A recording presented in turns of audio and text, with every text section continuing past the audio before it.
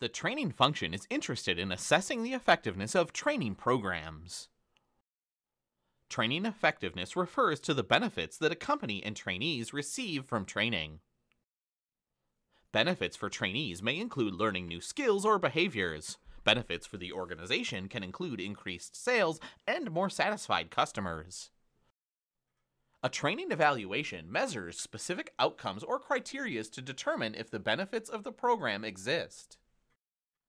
Training outcomes or criteria refer to measures that the trainer and the company use to evaluate training programs.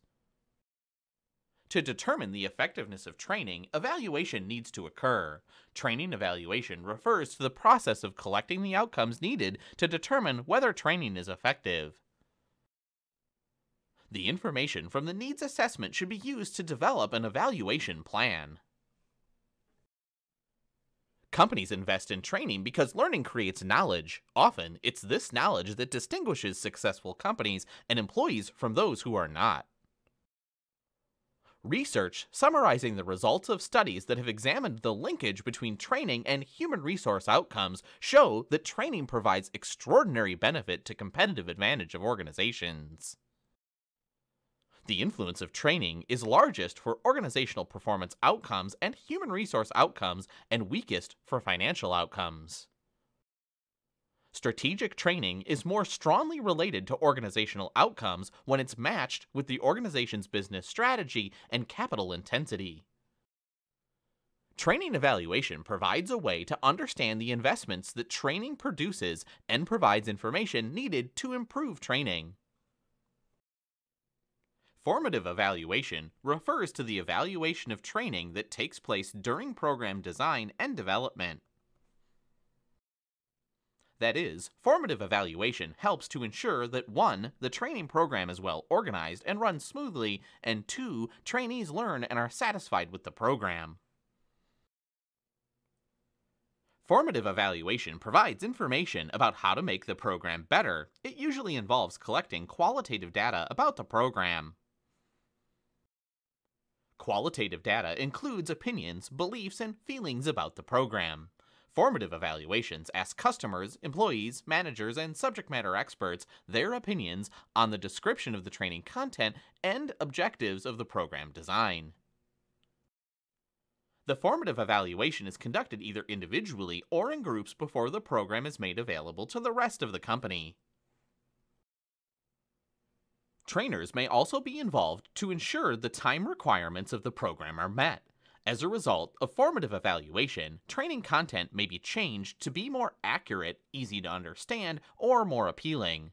The training method may be adjusted to improve learning, such as providing trainees with more opportunities to practice or give feedback. Also, introducing the training program as early as possible to managers and customers helps in getting them to buy into the program, which is critical for their role in helping employees learn and transfer skills. Formative evaluation involves pilot testing.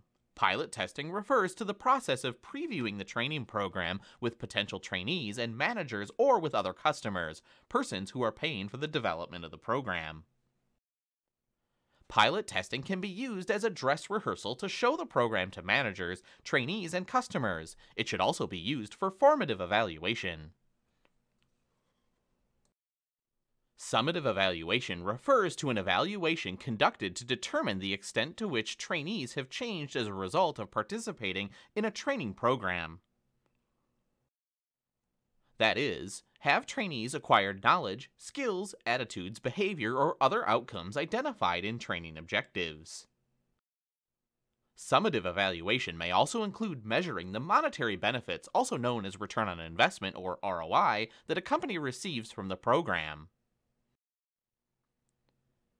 From the discussion of summative and formative evaluation, it's probably apparent to you why a training program should be evaluated, but let's take a look at the key factors.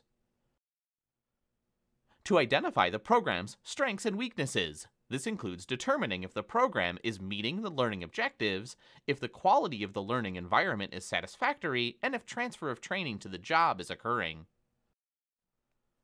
To assess whether the content, organization, and administration of the program, including the schedule, accommodations, trainers, and materials, contribute to the learning and the use of training content on the job. To identify which trainees benefit most or least from the program. To assist in marketing programs through the collection of information from participants about whether they would recommend the program to others, why they attend the program, and their level of satisfaction with the program. To determine the financial benefits and costs of the program. To compare the costs and benefits of training versus non-training investments, such as work redesign or a better employee selection system. To compare the cost and benefits of different training programs to choose the best program. Information gained from the training design process is valuable for training evaluation. Training evaluation must be considered by managers and trainers before training has actually occurred. Information gained from the training design process shown in this figure is valuable for training evaluation. The evaluation process should begin with determining training needs. Needs assessment helps identify what knowledge, skills, behaviors, and other learned capabilities are needed. Needs assessment also helps to identify where training is expected to have an impact. The next step in the process is to identify specific, measurable training objectives to guide the program.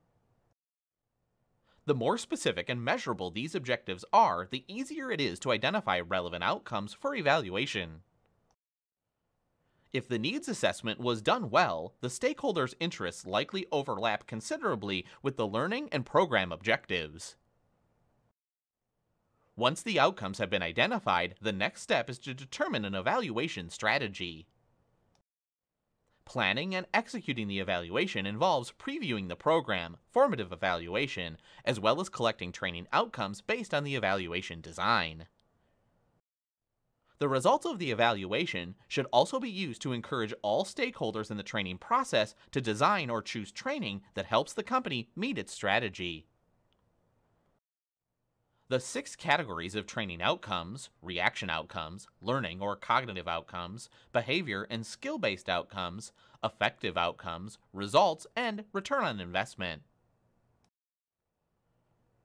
Reaction outcomes refer to trainees' perceptions of the program, including the facilities, trainers, and content. Reaction outcomes are typically collected via a questionnaire completed by trainees. Cognitive outcomes are used to determine the degree to which trainees are familiar with the principles, facts, techniques, procedures, and processes emphasized in the training program. Self-assessments refer to the learner's estimates of how much they know or have learned from training. Skill-based outcomes are used to assess the level of technical or motor skills and behaviors. Skill-based outcomes include acquisition of learning of skills, skilled learning, and the use of skills on the job, known as skill transfer. Skill transfer is usually determined by observation. Trainees may be asked to provide ratings of their own behavior or skills, known as self-ratings. Effective outcomes include attitudes and motivation. Effective outcomes can be measured using surveys.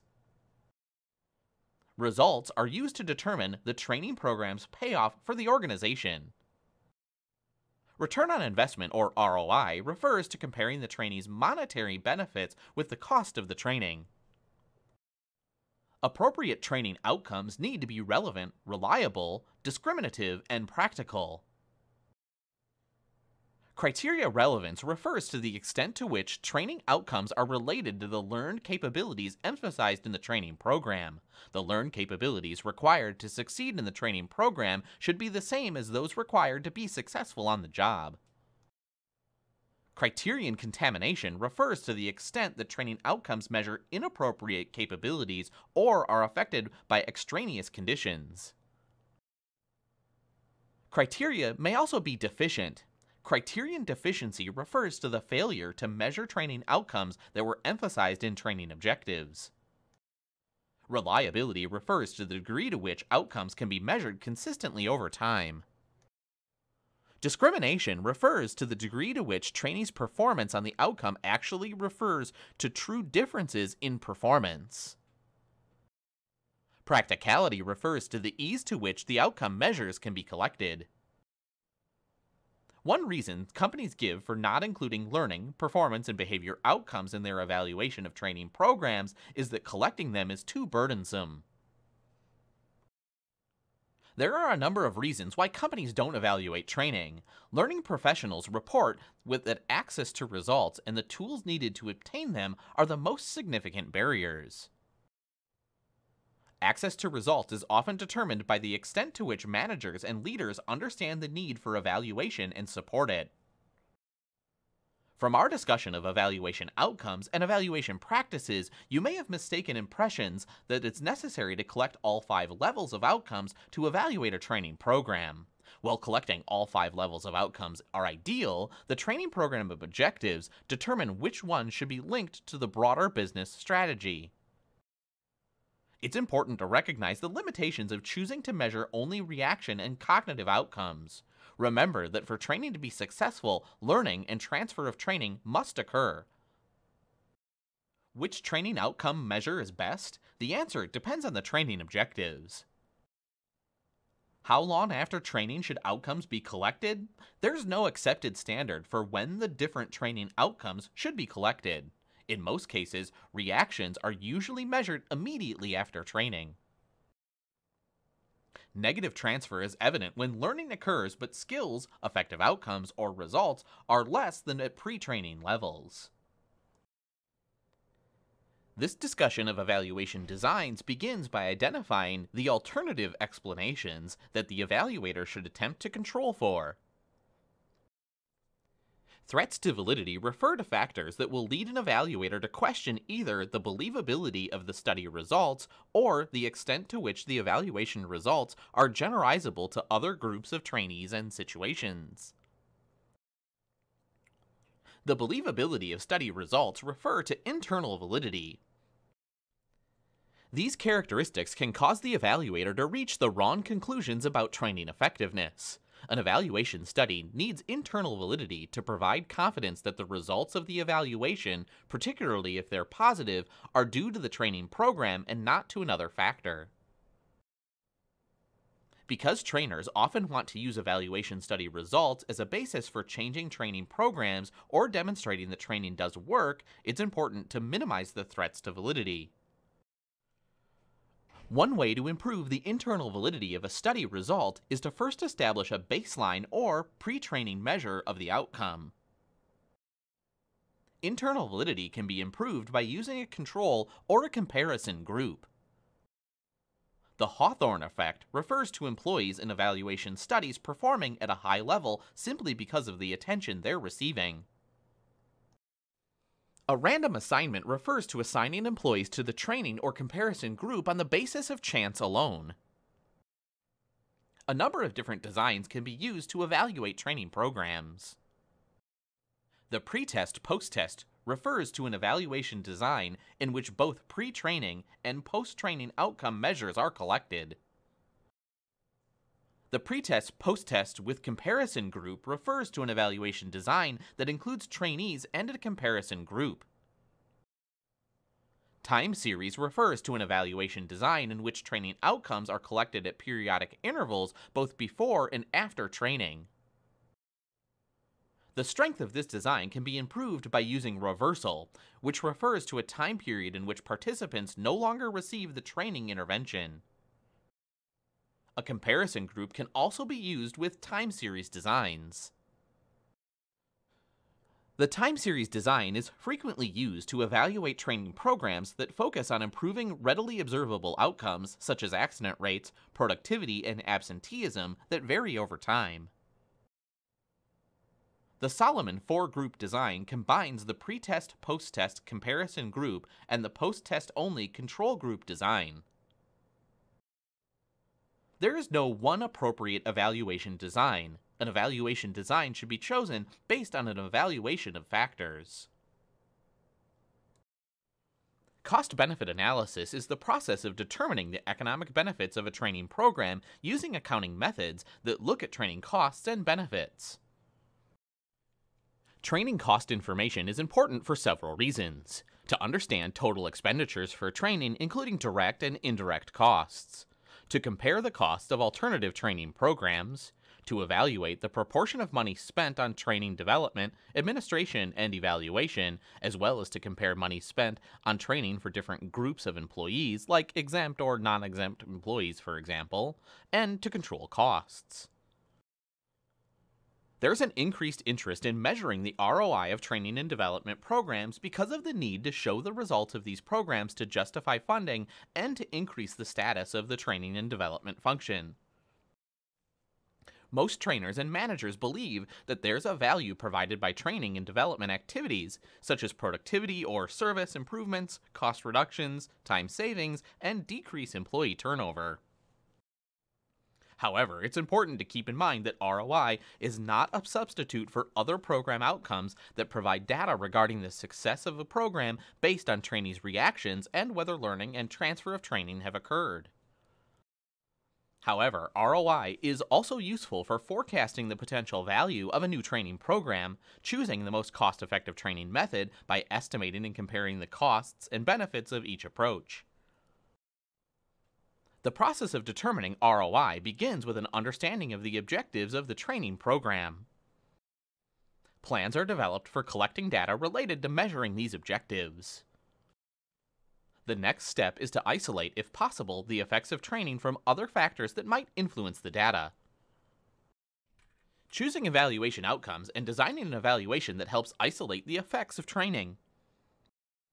Because ROI analysis can be costly, it should be limited only to certain training programs. Metrics are used to determine the value that learning activities or the training function provide the organization. One way to understand the value that learning activities or the training function provides is through comparisons to other companies. Big data refers to complex data sets developed by compiling data across different organizational systems, including marketing and sales, human resources, finance, accounting, customer service, and operations. Volume refers to the large amount of available data. Variety includes the large number of sources and types of data that are available. Velocity refers to the huge amount of data that's being generated and the speed at which it must be evaluated, captured, and made useful. Big data can come from many different sources, including transactions, business applications, emails, social media, smartphones, and even sensors embedded in employees' identification badges or company products. The goal of big data is to make decisions about human capital based on data rather than intuition or conventional wisdom, which likely lead to incorrect conclusions and recommendations. Big data can be used for many purposes, including to evaluate the effectiveness of learning and development programs, determine their impact on business results, and develop predictive models that can be used for forecasting training needs. Using big data requires the use of workforce analytics. Workforce analytics refers to the practice of using quantitative methods and scientific methods to analyze data from human resource databases, corporate financial statements, employee surveys, and other data sources to make evidence-based decisions and to show that human resource practices, including training, development, and learning, influence important company metrics.